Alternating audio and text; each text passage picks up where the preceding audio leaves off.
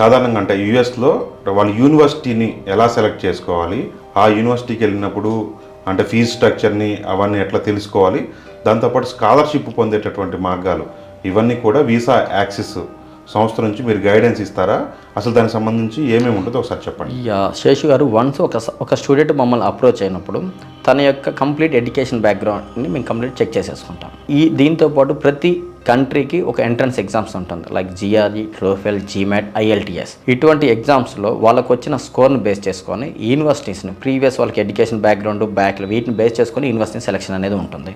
Once university selection అయిపోయిన తర్వాత మేజర్గా జిఆర్ఈ స్కోర్ని బేస్ చేసుకొని యూనివర్సిటీ నుంచి స్కాలర్షిప్ అనేది రిపీటెడ్ అవుతుంటుంది. ఒక యూనివర్సిటీ మనం సెలెక్ట్ చేసుకుంటే ఫర్ 2 yearsకి 25 lakhs అనుకుంటాం. ఈ 25 lakhsలో అప్ టు 20 to 30% అంటే యావరేజ్గా 6 to 10 lakhs వరకు స్కాలర్షిప్ వస్తుంది. దీనివల్ల అంటే రెగ్యులేషన్స్ అప్లైడ్ అని పెడతారు. వన్స్ ఆ యూనివర్సిటీలో జాయిన్ అయిపోయిన తర్వాత ఫస్ట్ సెమిస్టర్, సెకండ్ సెమిస్టర్లో వీళ్ళకి 70 to 80% యావరేజ్గా మెయింటైన్ చేస్తే స్కాలర్షిప్ అనేది వీళ్ళకి ఎలిజిబుల్లోకి వస్తారు. జిఆర్ఈ, టోఫెల్ స్కోర్ తక్కువ ఉన్నా కానీ ఇంటర్మీడియట్లో అప్ టు 80% ఉంటే వీళ్ళకి కూడా ఈ టైప్ ఆఫ్ స్టూడెంట్స్కి యూకే కానీ, కెనడా, ఆస్ట్రేలియా, జర్మనీ లాంటి యూనివర్సిటీస్కి వీళ్ళు ఎలిజిబుల్ గా ఉంటున్నారు. ఎలిజిబుల్ అవుతున్నప్పుడు సమ్ యూనివర్సిటీస్ కంప్లీట్ జర్మనీ లాంటి చోట జీరో కంప్లీట్ అసలు ఫీజు అనేది ఉండదు ఈ స్టూడెంట్స్ కి. కేవలం లీవింగ్ కాస్ట్ మాత్రం పే చేసుకుంటే జర్మనీ వీళ్ళకి ఈ ఇంటర్మీడియట్ బేస్ చేసుకొని అప్ టు గ్రాడ్యుయేషన్ లో ఇంగ్లీష్ సబ్జెక్ట్ లో టాప్ స్కోర్ ఉంటే వీళ్ళకి free of cost education available ఉంటుంది.